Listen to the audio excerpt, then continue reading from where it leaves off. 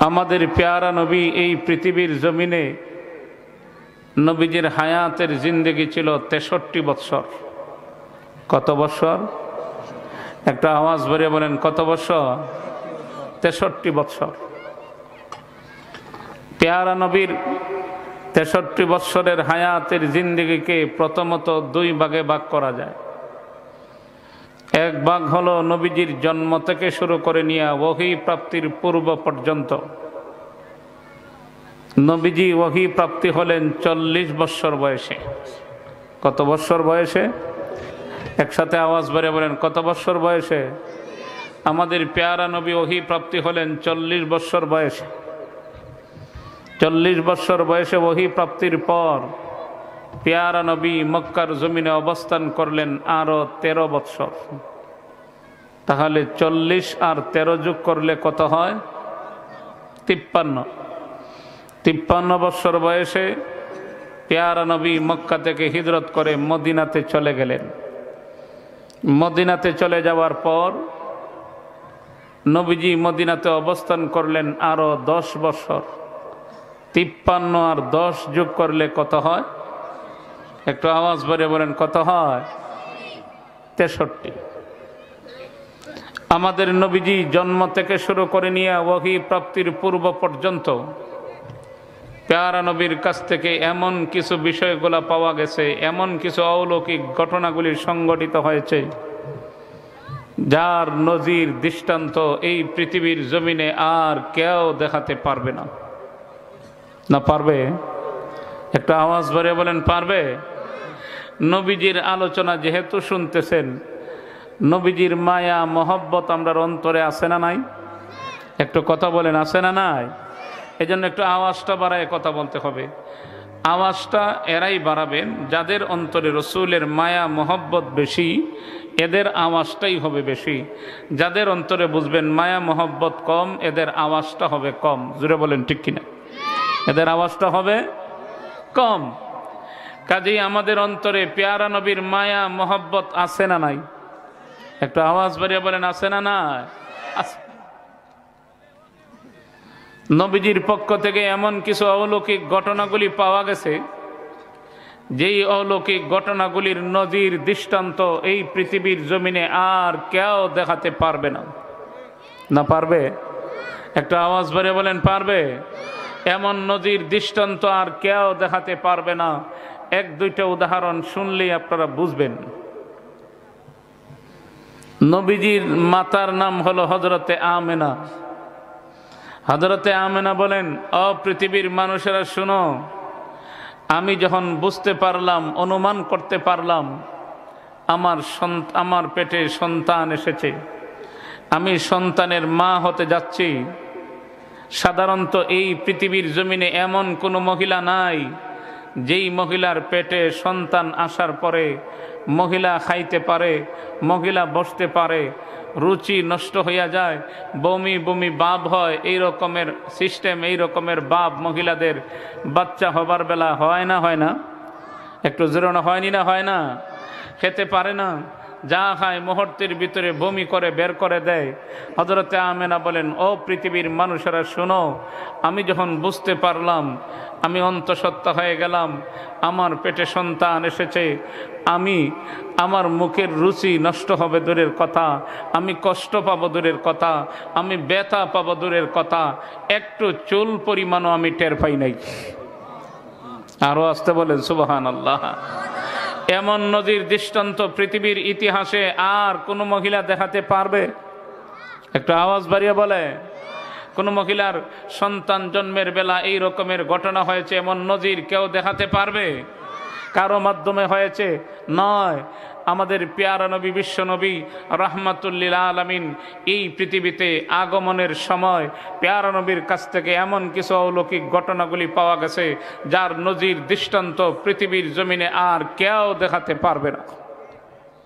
শুধু তাই নয়, হযরতে আমেনা বলে, যেই মুহূর্তে আমার সন্তান ভূমিষ্ঠ হয়েছে, আমার সন্তানের দুনিয়াতে আগমনের সাথে সাথেই আমি লক্ষ্য করে দেখি আমার ঘরটা মুহূর্তের ভিতরে আলোকিত হয়ে গেছে। এত আলোকিত, আকাশের তারকাগুলি এত নিকটে এসে গেছে, আমি আমেনা ইচ্ছা করলে তারকাগুলিকে হাত দিয়ে স্পর্শ করতে পারি। তাহলে এমন নজির দৃষ্টান্ত কেউ দেখাতে পারবে? একটা আওয়াজ বাড়িয়ে বলে, আপনাদের এই এলাকায় কোনো সন্তান ভূমিষ্ঠ হওয়ার বেলায় এইভাবে ঘর কি আলোকিত হয়েছে? আকাশের তারকাগুলি কি এমনভাবে নিকটে এসে গেছে? না। শুধু তাই নয়, হযরতে আমেনা বলেন, আমি লক্ষ্য করে দেখি আলোকিত হয়েছে, আকাশের তারকাগুলি এত নিকটে এসে গেছে, ইচ্ছা করলে আমি আমেনা হাত দিয়ে স্পর্শ করতে পারি। তখন আমি বুঝতে পারলাম আমি ভাগ্যগুণে একটা সন্তান পেয়েছি, আমি বড় ভাগ্যবান, আমার বড় ভাগ্যবালা, ভাগ্যগুণেই আমি একটা সন্তান পেয়েছি।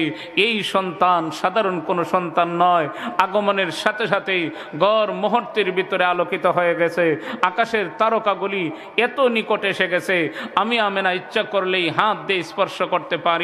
ভূমিষ্ঠ হওয়া মাত্রই হযরতে আমেনা সাথে সাথেই দাসীকে ডেকে বলেন, হে দাসী, আমার সন্তানকে তোমার কোলে উঠাইয়া দিলাম, আর সতর্ক বানিয়ে দিলাম, সাবধান, ভাগ্যগুণে আমি একটা সন্তান পেয়েছি, যাতে করে এই সন্তানকে কোনো জিন ভূত পরী না নিতে পারে, আমি তোমাকে সতর্ক বানিয়ে দিলাম। এই কথা বইলেই যখন কোলে উঠাইয়া দিলেন, কিছু সময় পরেই দাসী ডেকে বলতেছে, ও আমেনা, তুমি যেই সন্তান আমার কোলে উঠাইয়া দিয়েছ, আমি লক্ষ্য করে দেখি আমার কোলে উঠাইয়া দেওয়ার কিছু সময় পরেই কে যেন আমার কোল থেকে উঠাইয়া নিয়ে গেছে। আরো আসতে কইন সুবহানাল্লাহ, সুবহানাল্লাহ, আলহামদুলিল্লাহ, আল্লাহু আকবার। এগুলা উচ্চারণ করলে লাভ না ক্ষতি হয়? সওয়াব না গুনাহ? একটা আওয়াজ বাড়িয়ে বলেন, সওয়াব না গুনাহ? তাহলে সকলে মিলে একটা আওয়াজ বাড়িয়ে বলেন না সুবহানাল্লাহ। যেই মুহূর্তে হযরতে আমেনা এই কথাটা শুনছেন, আফসোস শুরু করে দিয়েছেন, হায় হুতাশ শুরু করে দিয়েছেন, ভাগ্যগুণে একটা সন্তান পাইলাম, যেই সন্তানের আগমনের সাথে সাথেই ঘর আলোকিত হয়ে গেছে। শুধু তাই না, আকাশের তারকাগুলি এত নিকটে এসে গেছে, ইচ্ছা করলে আমি আমেনা হাত দিয়ে স্পর্শ করতে পারি। ভাগ্যগুণে একটা সন্তান পাইলাম, ওই সন্তানটাকে জিন ভূত পরী নিয়ে গেছে। হায় হুতাশ শুরু করে দিয়েছেন, আফসোস শুরু করে দিয়েছেন। পিছন দিক থেকে আওয়াজ আসতেছে, আমেনা, চিন্তা করতে হবে না, কাঁদতে হবে না, কান্নাকাটির দরকার নাই, আফসোস করতে হবে না। ও আমেনা, শুনে রাখো, তোমারই সন্তানকে কোন জিন ভূত এবং পরী নেয় নাই। আমেনা, জানোনি তোমার সন্তান কোথায় নিয়ে যাওয়া হয়েছে? তোমার সন্তান এই পৃথিবীতে আগমনের আগেই আকাশের বাসিন্দা যারা আছে, আমি আল্লাহর কাছে একটু নজর দেখার জন্য দরখাস্ত করেছে। পৃথিবীর জমিনের বাসিন্দা যারা আছে, একটু নজর দেখার জন্য দরখাস্ত করেছে।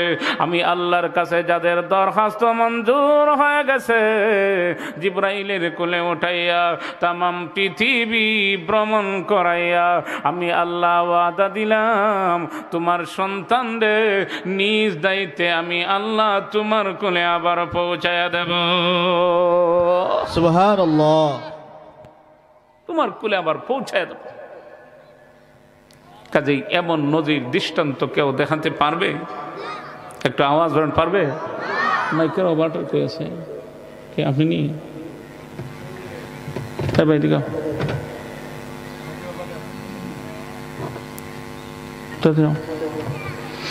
এমন নদীর দৃষ্টান্ত কেউ দেখাতে পারবে? একটু কথা বলেন, পারবে?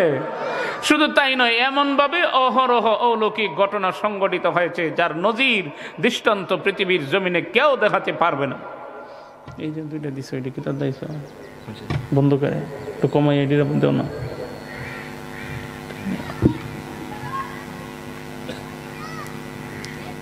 নবীজির সংবাদ যখন নবীজির ফুফু হইলেন, সাধারণত ফুফুরা যদি খবর পায় যে আমার একটা ভাতিজা হয়েছে, খুশি হয় না বেজার হয়?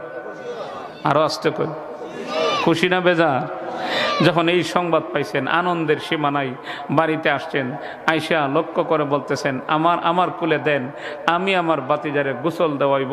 গোসল দেওয়ানোর জন্য পাত্রের কাছে নিয়ে গেছেন, পিছন দিক থেকে আওয়াজ আসতেছে, ও বিশ্বনবী মোহাম্মদের ফুফু, তোমার বাতিজাকে গোসল দেওয়ানোর দরকার নাই, গোসল দিতে হবে না, তোমার বাতিজাকে জান্নাতের ভিতরে গোসল দেওয়াই দুনিয়াতে পাঠাইয়া দেওয়া হয়েছে।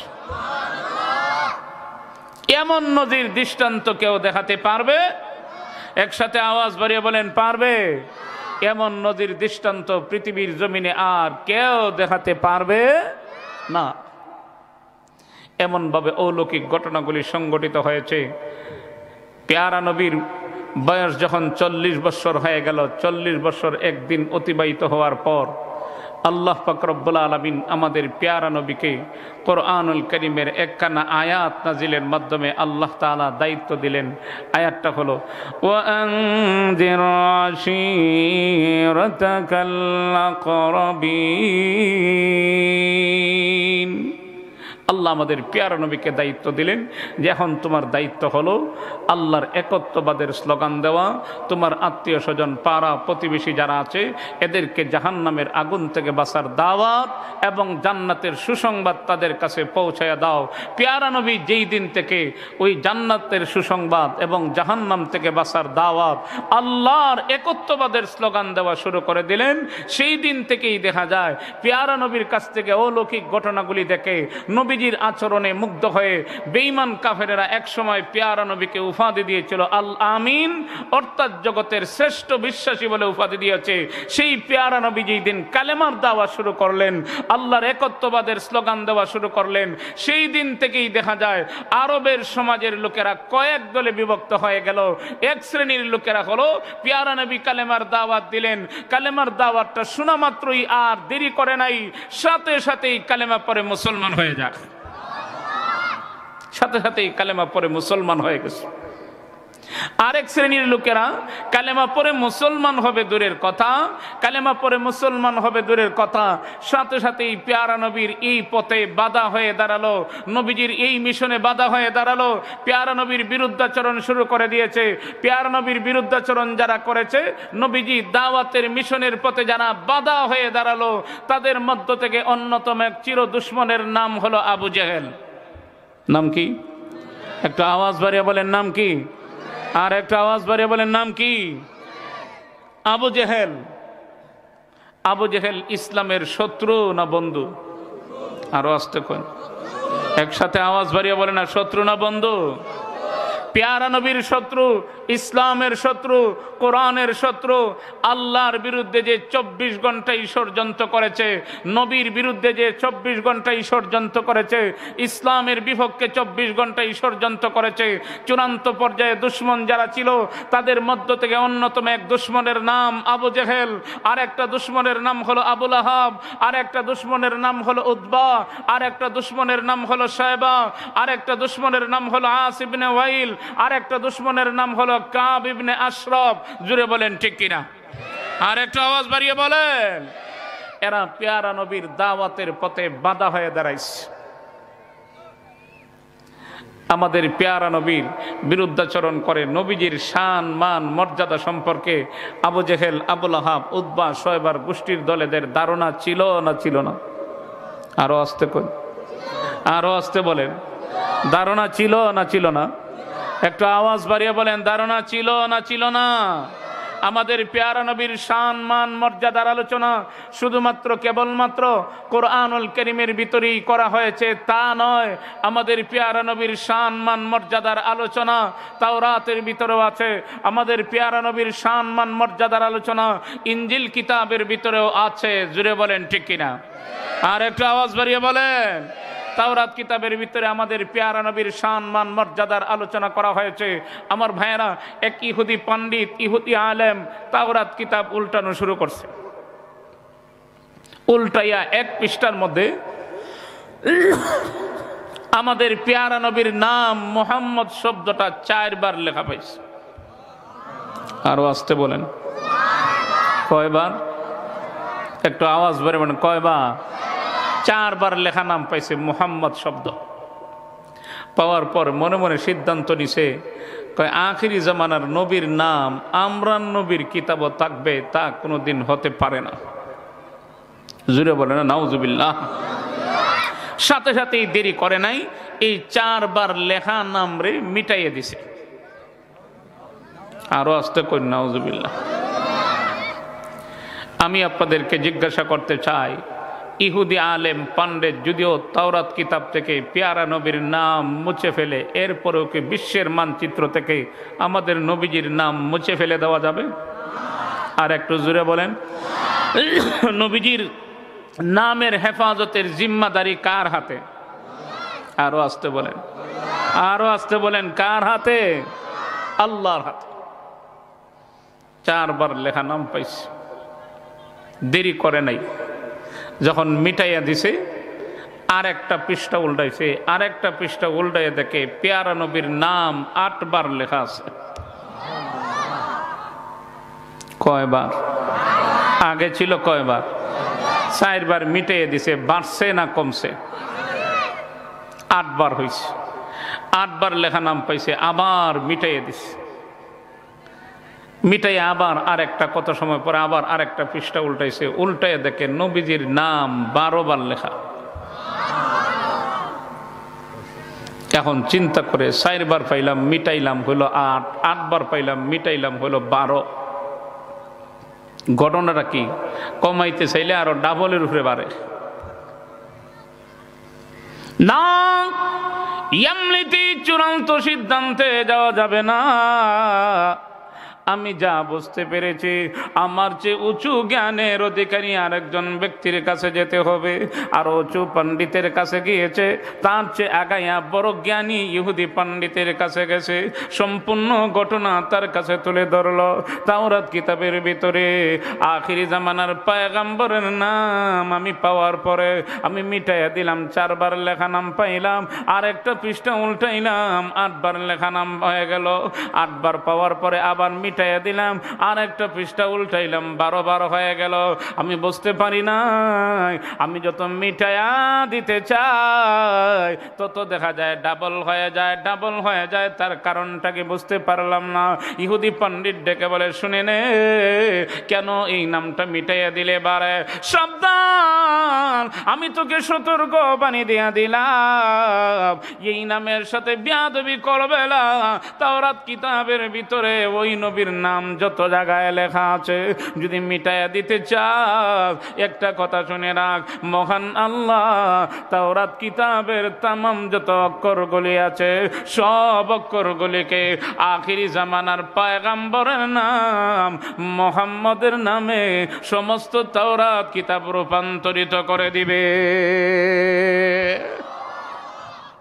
কাজেই নবীজির আলোচনা তাওরাত কিতাবের ভিতরে ছিল না ছিল না? আর একটু জোরে বলে। আমার প্যারা নবীর শান মান মর্যাদা আবু জেহেল জানে, আবু লাহাব জানে, উতবা সাহেবার গোষ্ঠীর দলেরা জানে, কিন্তু কেন মানে নাই? কেন মানে না? তার একটাই কারণ, আবু জেহেল জানে কিন্তু মানে না। তার কারণটা হলো অহংকার। অহংকারের কারণে সত্য দিন, সত্য ধর্ম গ্রহণ করে নাই, সত্য নবীকেও স্বীকার করে নেয় নাই, সত্য ধর্ম গ্রন্থ কোরআনকেও স্বীকার করে নাই। একমাত্র কারণ হলো অহংকার। জুড়ে বলেন কি? আরো আসতে বলেন, একসাথে আওয়াজ বাড়িয়ে বলেন কি? অহংকার।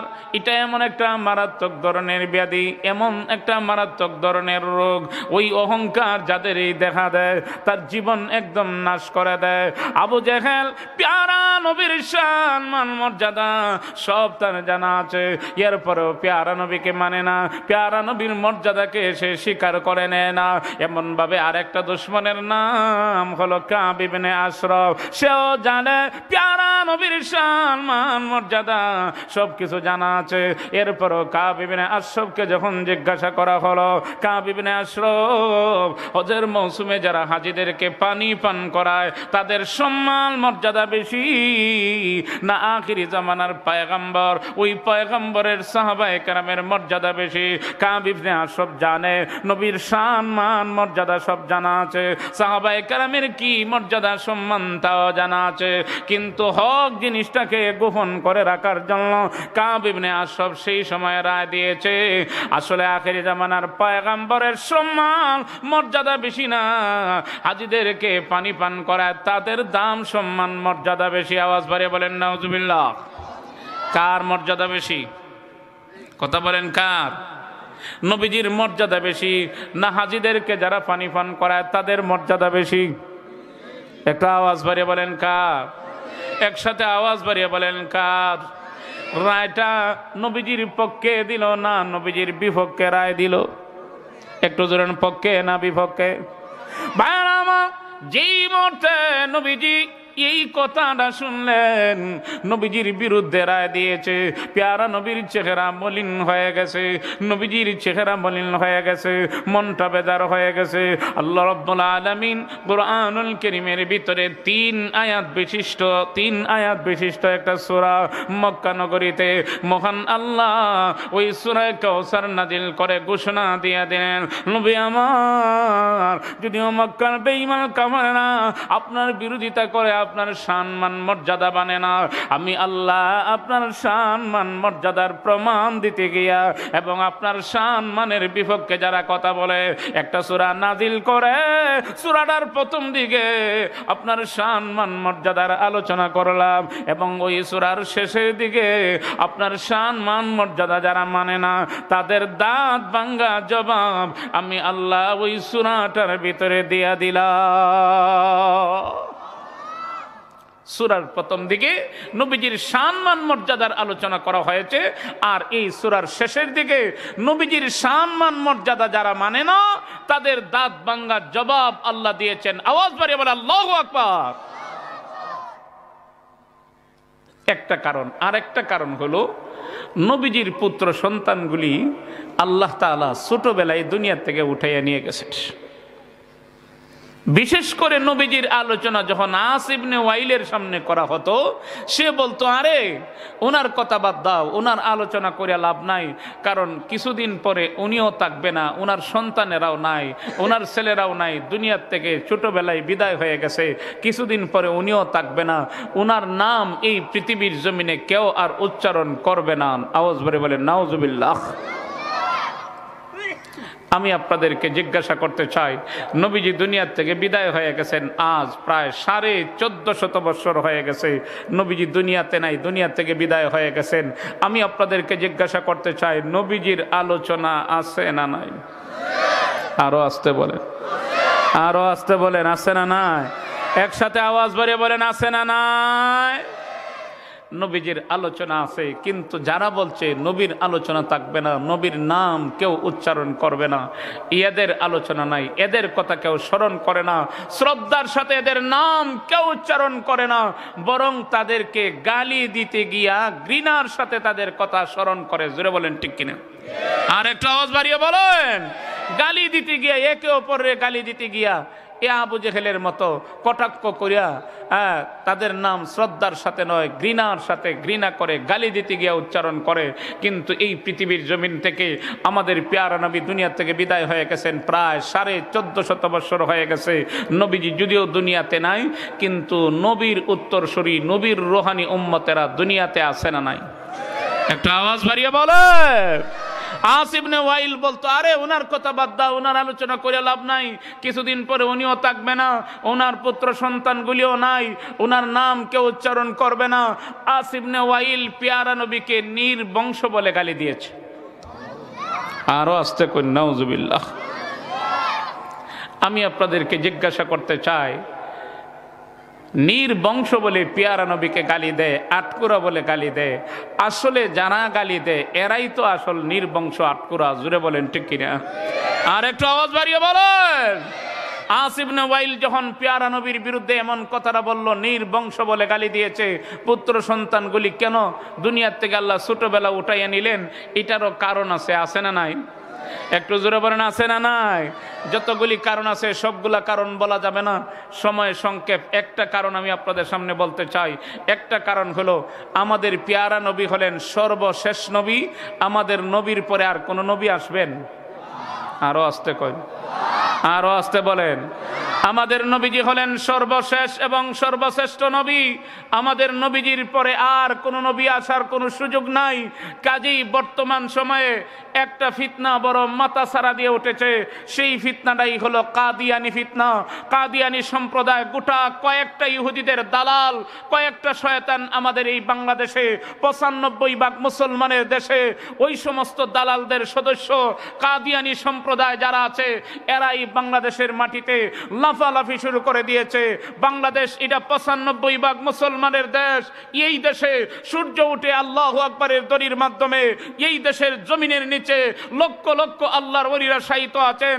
এই দেশের জমিনের উপরে লক্ষ লক্ষ মসজিদ মাদ্রাসা প্রতিষ্ঠিত হয়েছে।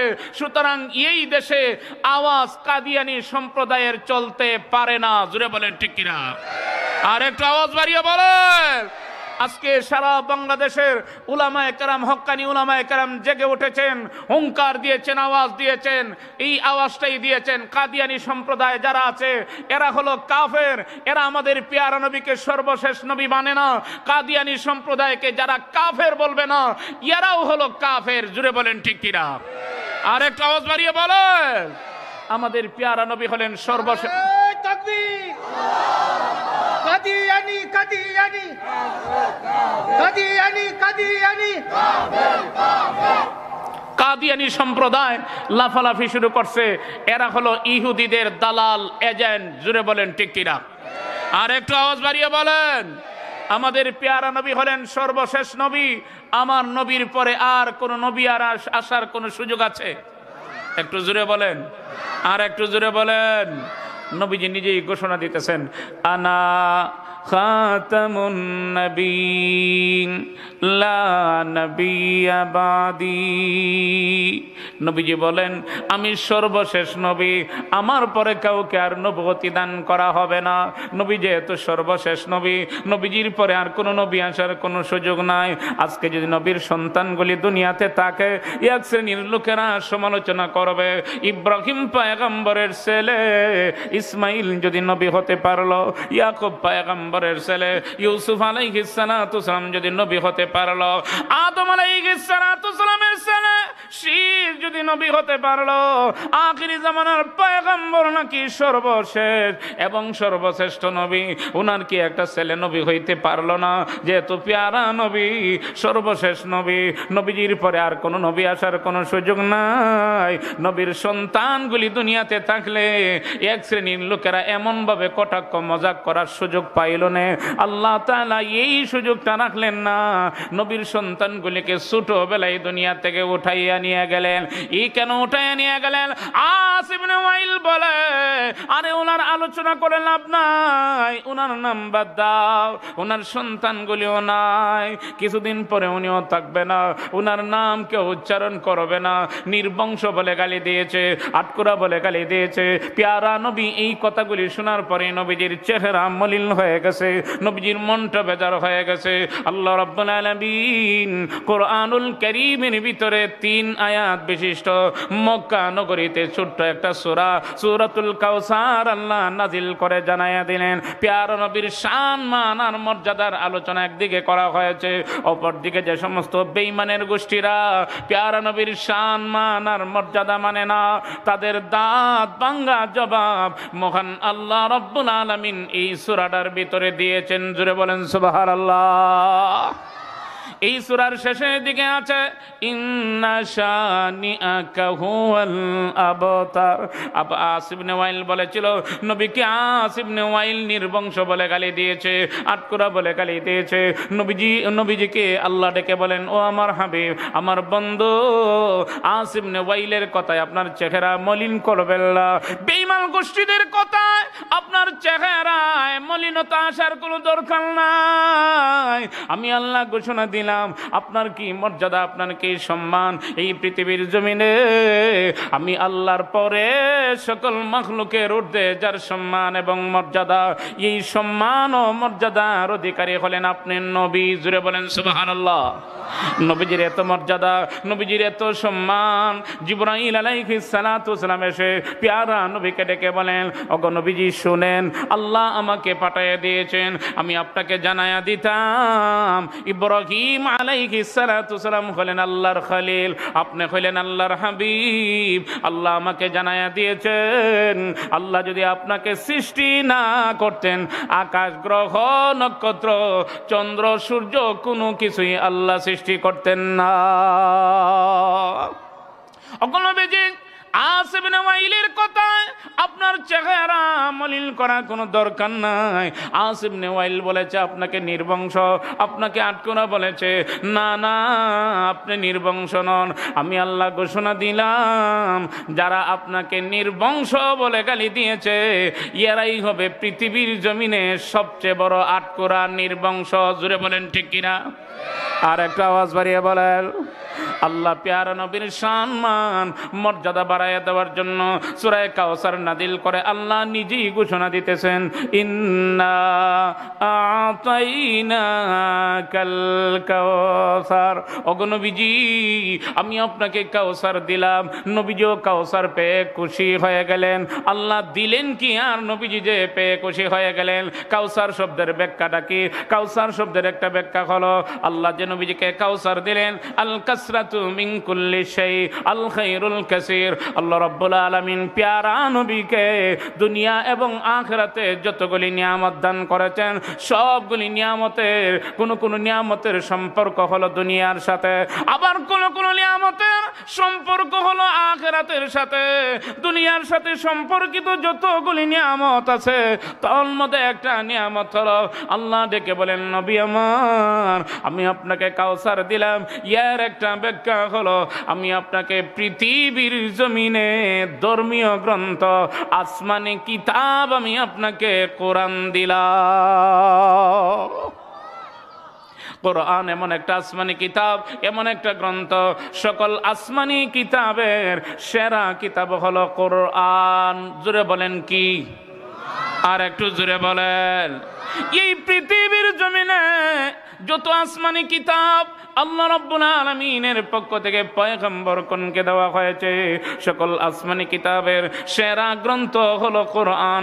কোরআন সেরা গ্রন্থ হওয়ার পিছনে যতগুলি কারণ আছে তার মধ্যে উল্লেখযোগ্য একটা কারণ হলো আল্লাহ কোরআন সম্পর্কে কোরআনের ভিতরে যে আয়াতে আলোচনা করেছেন, আল্লাহ সহজে এই কথাটা ঘোষণা দিয়েছেন, কোরআন আল্লাহ নাজিল করেছেন। কোরআনের সংরক্ষণের জিম্মাদারিও স্বয়ং মহান আল্লাহর হাতে নিয়েছেন। অন্যান্য আসমানি কিতাবের হেফাজতের জিম্মাদারি আল্লাহর হাতে ছিল না, উম্মতের হাতে ছিল। উম্মতেরা যথাযথ হেফাজত করতে পারে নাই। আর কোরআন নাজিল করে কোরআনের সংরক্ষণের জিম্মাদারি স্বয়ং আল্লাহর হাতে নিয়েছেন। আমি আপনাদেরকে জিজ্ঞাসা করতে চাই, নবীজি দুনিয়া থেকে বিদায় হয়ে গেছেন 1450 বছর হয়ে গেছে। নবীজি যে দুনিয়াতে নাই, কিন্তু কোরআন আছে না নাই?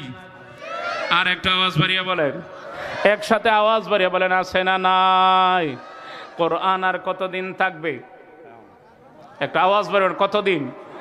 আপনারা যেইভাবে আওয়াজ দিতে কোনো ভয় হইতেছেন নাকি? আপনারা সকলে মিলে আওয়াজ দিয়ে বলেন, কোরআন আর কতদিন থাকবে?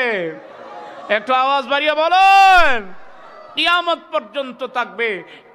এর ভিতরে যদি কেউ কোরআনের বিরুদ্ধে ষড়যন্ত্র করে, কোরআনের একটা সূরা বদলাইয়া দেওয়ার জন্য যদি কেউ ষড়যন্ত্র করে, সূরা বদলাবে দূরের কথা, আয়াত বদলাবে দূরের কথা, একটা হরফ পরিবর্তন করবে দূরের কথা, একটা নুক্তা পরিবর্তন করে দেওয়ার মতো দুঃসাহস নবীজির যুগেও ছিল না, এখনো নয়, কিয়ামতের আগ মুহূর্ত পর্যন্ত আর কোনো দিন হবেও না।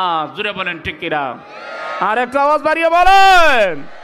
আল্লাহ বলতেছেন, আমি আপনাকে কাউসার দিলাম। এর একটা ব্যাখ্যা হলো আমি আপনাকে আসমানি কিতাব দান করলাম, যেই কিতাব হলো সকল আসমানি কিতাবের সেরা কিতাব, সেরা গ্রন্থ।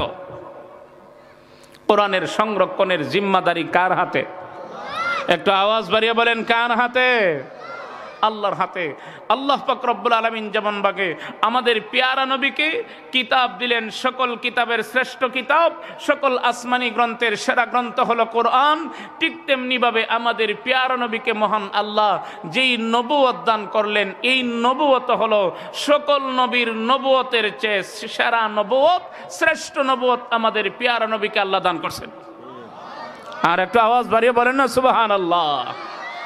এজন্যই কবি বলেন, কিতাব মিলি কিতাব সে আনা नबूवत मिली नबूवतों से आला, किताब मिली किताबों से आला, नबूवत मिली नबूवतों से आला, यार मिला सुबहान रब्बियल आला।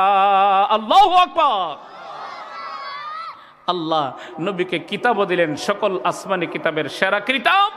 নবুয়ত আল্লাহ দান করলেন, সকল নবীর সেরা নবুয়ত। জুড়ে বলেন ঠিক কিনা? এখন এই নবীর নবুয়তকে শেষ নবুয়ত মানে না, পেয়ারা নবীকে শেষ নবী বলে মানে না। আমাদের এই বাংলাদেশে গোটা কয়েকটা ইহুদিদের দালাল, ইহুদিদের দালালি করার জন্য বাংলাদেশে কাদিয়ানি সম্প্রদায়ের নাম দিয়া এখন পেয়ারা নবীকে সর্বশেষ নবী মানে না। আজকের এই মাহফিল থেকে আমাদের এই বাংলাদেশে যে সমস্ত কাদিয়ানি সম্প্রদায়, ইহুদিদের দালাল এজেন্ট যারা আছে, এদেরকে আমরা আজকের এই মাহফিল থেকে আমরা প্রধানমন্ত্রীর কাছেও আমরা এই কথা দাবি করব, তাদেরকে সংসদে আইন এনে আইন পাস করে অনতি বিলম্বে দ্রুত গতিতে এই গোটা কয়েকটা দালাল, ইহুদি গোষ্ঠীদের দালাল, কাদিয়ানি সম্প্রদায় যারা আছে, এদেরকে কাফের ঘোষণা দিতে হবে। জুড়ে বলেন ঠিক কিনা? আর একটু আওয়াজ বাড়িয়ে বলেন। আর এদেরকে যারা কাফের বলবে না, এরাও হলো কাফের। জুড়ে বলেন ঠিক কিনা? আর একটু আওয়াজ বাড়িয়ে বলেন। আজকে হক্কানি উলামায়ে কেরামের বাংলাদেশে আন্দোলন শুরু করেছেন। কাদিয়ানি সম্প্রদায় যারা আছে, অনতি বিলম্বে উলামায়ে কেরামের দাবি মেনে তাদেরকে কাফের ঘোষণা দিতে হবে এবং কাদিয়ানি সম্প্রদায়ের কোনো কার্যক্রম, তাদের কোনো কিছু এই ৯৫% মুসলমানের দেশে তাদের কোনো কাজ কর্ম চলতে পারে? আর একটু জোরে বলেন, পারে না। কাজেই আপনারা এই দাবির সাথে ঐক্যমত কারা কারা আছেন একটু হাতটা তুলেন। কারা কারা আছেন? আল্লাহ কবুল করো। সবাই বলেন আমিন। একটু আওয়াজ বাড়িয়ে তাকবীর দেন, নারে তাকবীর। আল্লাহু আকবার। তাকবীর যেইভাবে দিতেছেন, ইসলাম জিন্দা হবে দূরের কথা, প্যান্ডেল থেকে মশাও যেত না। সকলে মিলে ভাই একটা আওয়াজ বাড়িয়ে তাকবীর দেন, নারে তাকবীর। দ্বীন ইসলাম, কাদিয়ানি সম্প্রদায়, একটু আওয়াজ বাড়িয়ে বলেন না কাফের। কাদিয়ানি সম্প্রদায়, কাদিয়ানি সম্প্রদায়, কাদিয়ানি সম্প্রদায়, কাদিয়ানি সম্প্রদায়। মাশাআল্লাহ। আজ থেকে এই স্লোগান আপনারা মাহফিল থেকে চলে যাওয়ার পরেও সকলেরই একই দাবি, এই ৯৫% মুসলমানের দেশে আমাদের পেয়ারা নবীর বিরুদ্ধে যারা কথা বলে, নবীর আদর্শের বিরুদ্ধে যারা কথা বলে, নবীকে যারা সর্বশেষ নবী মানে না, ইয়াদের স্থান এই ৯৫% বাংলার মাটিতে হতে পারে? আর একটু জোরে হতে পারে না। আমাদের পেয়ারা নবীকে মহান আল্লাহ সান্ত্বনা দেওয়ার জন্য বলতেছেন, আমি আপনাকে কাউসার দিলাম, আমি আপনাকে কাউসার দিলাম। কাউসার শব্দের একটা ব্যাখ্যা হলো, আল্লাহ আমাদের পেয়ারা নবীকে কিতাব দান করলেন, যেই কিতাব হলো সকল আসমানি কিতাবের সেরা কিতাব, সকল গ্রন্থ। কোরআন এমন একটা সেরা গ্রন্থ, যেই কোরআনের দিকে তাকালেও সব, স্পর্শ করলেও সব, পড়লেও সব। যত পড়বেন তত মজা, যত পড়া শুনবেন তত মজা, কোনোদিন বেমজা লাগে? আর একটু জোরে বলেন, বেমজা লাগে না। কোরআন এমন একটা আসমানি কিতাব, কোরআন মানুষকে অন্ধকার থেকে আলোর দিকে নিয়ে আসে। জোরে বলেন ঠিক কিনা? লিতুখরিজান নাস মিনাজ যুলুমাতি ইলান নূর। কোরআন মানুষকে অন্ধকার থেকে আলোর দিকে নিয়ে আসে। কোরআন এমন একটা আসমানি কিতাব, এমন একটা আসমানি সেরা গ্রন্থ, কোরআনের পাশে আসলে মানুষ দুনিয়াতেও দামি হয়, আখিরাতেও দামি হয়। কোরআনের শিক্ষায় যদি কেউ শিক্ষিত হয়, কোরআনের বিধানাবলী যদি কারো জীবনে বাস্তবায়ন করে নেয়, তাহলে সে দুনিয়াতেও মর্যাদার অধিকারী, পরকালেও সে দামি হবে। আল্লাহর তৈরি চিরস্থায়ী নাজ ও নিয়ামতের জায়গা, আল্লাহর তৈরি জান্নাতের বাসিন্দা হতে পারবে। জুড়ে বলেন ঠিক কিনা? আর একটু আওয়াজ বাড়িয়ে বলেন। আল্লাহ বলতেছেন, ওগো নবীজি, আমি আপনাকে কাউসার দিলাম। এর একটা ব্যাখ্যা হলো, আমি আপনাকে পৃথিবীর জমিনে আসমানি কিতাব সমূহের মধ্যে সেরা গ্রন্থ কোরআন দিলাম। আর একটা ব্যাখ্যা হলো, আমি আপনাকে নবুয়ত দিলাম। সকল নবীর নবুয়তের চেয়ে সেরা নবুয়ত হলো আপনার নবুয়ত। ৩ নম্বরে ব্যাখ্যা হলো, আল্লাহ ডেকে বলেন, ওগো নবীজি, আস ইবনে ওয়াইলের কথায়, কাব ইবনে আশরাফের কথায় আপনার চেহারা মলিন করবেন না। আমি আল্লাহ আপনাকে কাউসার দিলাম, নাম, এর আর একটা ব্যাখ্যা হলো আসিফ ইবনে ওয়াইল বলেছে আপনার নাম কেউ উচ্চারণ করনেওয়ালা এই পৃথিবীর জমিনে কেউ থাকবে না। আমি আল্লাহ ঘোষণা দিলাম এক সময় আপনি দুনিয়াতে থাকবেন না, দুনিয়া থেকে বিদায় হয়ে যাবেন, কিন্তু আপনার নাম এই পৃথিবীর জমিনে এমন এক শ্রেণীর লোকেরা উচ্চারণ করবে। আমি আল্লাহ আপনাকে কাউসার দিলাম, এর ব্যাখ্যা হলো আমি আপনাকে পৃথিবীর জমিনে রুহানি আওলাদ, রুহানি উম্মত আমি আল্লাহ আপনাকে দান করলাম। জুড়ে বলেন সুবহানাল্লাহ। এই পৃথিবীর জমিনে নবীজির রুহানি আওলাদ উম্মতেরা আছে না নাই? একটু আওয়াজ বাড়িয়ে বলেন আছে না নাই?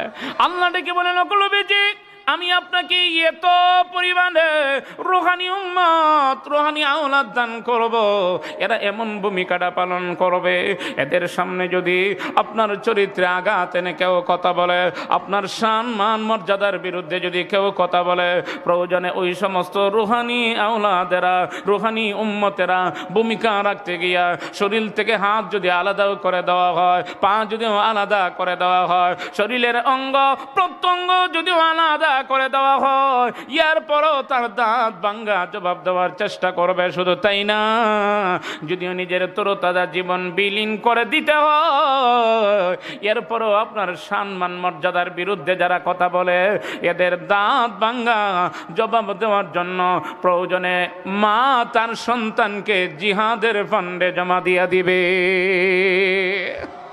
এমন নজির দৃষ্টান্ত পৃথিবীর জমিনে আছে না নাই? আর একটু জোরে বলেন। পারস্যের সম্রাট চিঠি লিখেছে, ওই চিঠির ভিতরে প্যারা নবীর শান মান মর্যাদার বিরুদ্ধে কিছু কথা লিখেছে। এই চিঠির ভিতরে মুসলমানদেরকে কটাক্ষ করা হয়েছে, সাহাবায়ে কেরামদেরকে কটাক্ষ করা হয়েছে, নবীকে কটাক্ষ করে কিছু শব্দ উচ্চারণ করেছে, দূতের মাধ্যমে চিঠিটা পাঠাইয়া দিয়েছে। উদ্দেশ্য হলো চিঠিটা দেওয়ার পরে এই চিঠিটা পড়ার পরে কি প্রতিক্রিয়া দাঁড়ায়, পরবর্তীতে আমাকে প্রতিক্রিয়াটা জানাবা। এই চিঠির ভিতরে লিখেছে, মুহাম্মদ তুমি হলে মদিনার বাদশাহ, আমি হলাম পারস্যের সম্রাট, আমি তোমাকে না জানাইলেও পারতাম, আমি তোমাকে জানাইয়া দয়া করলাম। আওয়াজ বাড়িয়ে বলেন নাউজুবিল্লাহ। পারস্যের সম্রাটের দয়া করার আর না করার কি কোনো ক্ষমতা আছে? একটু জোরে বলেন না। ক্ষমতাটা কার? একটু আওয়াজ বাড়িয়ে বলেন কার? তাবারাকাল্লাযী বিয়াদিহিল মুলকু ওয়া হুয়া আলা কুল্লি শাইইন কাদির। ক্ষমতাটা কার হাতে? একসাথে আর একটু আওয়াজ বাড়িয়ে বলেন ক্ষমতা কার হাতে? আর একটু আওয়াজ বাড়িয়ে বলেন ক্ষমতা কার হাতে? ক্ষমতা হলো আল্লাহর হাতে। আল্লাহ যাকে ইচ্ছা মুহূর্তের ভিতরে দামি চেয়ারে বসান, আল্লাহ যাকে ইচ্ছা মুহূর্তের ভিতরে ইজ্জতওয়ালা বানায় দেন, আল্লাহ যাকে ইচ্ছা মুহূর্তের ভিতরে লাঞ্ছিত বঞ্চিত করেন, আল্লাহ যাকে ইচ্ছা মুহূর্তের ভিতরে ধনী বানায়া দেন, আল্লাহ যাকে ইচ্ছা মুহূর্তের ভিতরে গরিব বানায়া দেন। এই ক্ষমতাটা কার? আর একটু জোরে বলেন কার? পারস্যের সম্রাট চিঠির মধ্যে লিখেছে, ও মুহাম্মদ তুমি হলে মদিনার বাদশাহ, আমি হলাম পারস্যের সম্রাট, আমি তোমাকে জানাইয়া দয়া করলাম, আমি না জানাইলেও পারতাম, তবে আমি তোমাকে জানাইয়া দয়া করলাম। চিঠির ভিতরে লিখেছে, কয় শুনে রাখো, আমি তোমাকে এই কথাটাই চ্যালেঞ্জ ঘোষণা করতে আসি, আমার সৈন্যগুলাকে মদিনার বর্ডার জোরপূর্বক দখল করে নিবে, তোমার সৈন্যদের যদি কোনো ক্ষমতা থাকে যেন আমাদের সৈন্যগুলির মোকাবেলা করে, যেন তাদের মোকাবেলা করে। এই কথাগুলি চিঠির ভিতরে লিখেছে। প্যারা নবীর হাতে যখন ওই চিঠিটা দেওয়া হলো, নবীজি চিঠি খুলে পরেই চেহারা মলিন হয়ে গেছে। সাহাবায়ে কেরামদেরকে ডেকে, সাহাবায়ে কেরামের সামনে সাহাবায়ে কেরামদেরকে ডেকে বলেন, ও আমার সাহাবীরা শুনো, পারস্যের সম্রাট চিঠির ভিতরে এই কথাগুলি উল্লেখ করেছে। পারস্যের সম্রাট সে মনে মনে কল্পনা করেছে, মুসলমানেরা মনে হয় সকালে খাইলে বিকালে খাইতে পারে না, বিকালে খাইলে মনে হয় রাত্রেবেলা খাইতে পারে না, মুসলমানেরা গরিব হতে পারে কিন্তু মুসলমানের আল্লাহ তো গরিব না। জোরে বলেন ঠিক কিনা?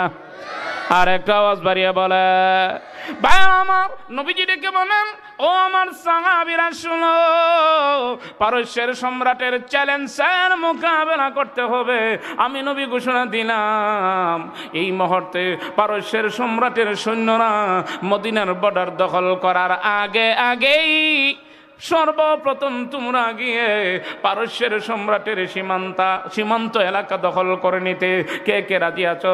সাহাবায়ে কেরাম হাত বাড়ায় বলেন, ওগো নবীজি, প্রয়োজনে তাদের সৈন্যগুলি আমাদের সীমান্ত এলাকা দখল করার আগে আমরা তাদের সীমান্ত এলাকা দখল করতে গিয়ে যদি প্রয়োজনে আমাদের জীবন দিতে হয়, আমাদের মরতে হয়, আপনার এই আদেশ বাস্তবায়ন করার জন্য প্রয়োজনে আমরা তরতাজা জীবন বিলীন করে দিতে রাজি আছি। নবীজি ডেকে বলেন, ও আমার সাহাবীরা, এমন একটা সময়ে যুদ্ধ শুরু হবে যেই সময়ে মুসলমানদের মধ্যে অভাব অনটন, সকালে খাইলে বিকালে খাইতে পারে না, বিকালে খাইলে রাত্রেবেলা খাওয়ার কোনো ব্যবস্থা নাই। এত অভাব অনটনের ভিতরে দিয়াও রসুলের একটা কথার বাস্তবায়নের জন্য, নিজের জীবন দেওয়ার জন্য সাহাবায়ে কেরাম প্রস্তুত হয়ে গেছে। আওয়াজ বাড়িয়ে বলে আল্লাহু আকবার। কাজেই এমনভাবে রুহানি সন্তানেরা কিয়ামত পর্যন্ত এই পৃথিবীর জমিনে থাকবে, নবীর নাম উচ্চারণ করবে। যদি আস ইবনে ওয়াইল বলেছে নবীর নাম কেউ উচ্চারণ করবে না, আসলে নবীর নাম উচ্চারণ হবে, কিন্তু আস ইবনে ওয়াইল শয়তানের গোষ্ঠীদের নাম কেউ নিবে না। জুড়ে বলেন ঠিক কিনা? আরেকটু আওয়াজ বাড়িয়ে বলেন। কাজেই আমরা হইলাম নবীর রুহানি উম্মত, রুহানি আওলাদ। আমাদের কিছু করণীয় বর্জনীয় আছে না নাই? একটু জোরে বলেন, আছে না নাই? আমাদের এক নম্বরে করণীয় হলো, আমাদের সামনে যদি প্যারা নবীর বিরুদ্ধে কেউ কথা বলে, নবীর আদর্শের বিরুদ্ধে যদি কেউ কথা বলে, নবীকে যারা সর্বশেষ নবী মানে না, তাদের বিরুদ্ধে আমাদের যুদ্ধ ঘোষণা, জিহাদ ঘোষণা। জোরে বলেন ঠিক কিনা? আরেকটু আওয়াজ বাড়িয়ে বলেন। প্রয়োজনে যদি জীবন দিতে হয়, প্রয়োজনে যদি মরতে হয়, আমরা কারা কারা রাজি আছি? একটু হাতটা তুলি, কারা কারা রাজি আছি? আল্লাহ কবুল করো। সবাই বলেন আমিন। একটু আওয়াজ বাড়িয়ে বলেন আমিন। মাশাআল্লাহ, এই কঠিন পরীক্ষা আমাদের সামনে এসে গেছে। যে কোনো মুহূর্তেই হক্কানি উলামায়ে কেরামের পক্ষ থেকে ডাক আসতে পারে। যে যেখানেই থাকি না কেন, ওই ডাকে সাড়া দিয়ে নবীজির মহব্বত, নবীজির ভালোবাসার প্রমাণ দেখাতে হবে। নবীর বিরুদ্ধাচরণ যারা করে, নবীকে যারা সর্বশেষ নবী মানে না, তাদের দাঁত ভাঙ্গা জবাব দেওয়ার জন্য মুহূর্তের ভিতরেই আমরা তৈরি হয়ে যেতে হবে। সদা সর্বদা আমরা প্রস্তুত থাকতে হবে। আল্লাহ রাব্বুল আলামিন যেন আমাদের সকলকে আখিরি জামানার পয়গম্বরে রুহানি উম্মত হিসাবে কবুল আর মঞ্জুর করে। কাল কিয়ামতের দিন যাতে পেয়ারা নবীর হাতের হাউজে কৌসরের পানি আমরা পান করতে পারি, আল্লাহ আমাদের সকলকে এই তৌফিকটুকু দান করতেন। সবাই বলেন আমিন। একটু আওয়াজ বাড়িয়ে বলেন আমিন।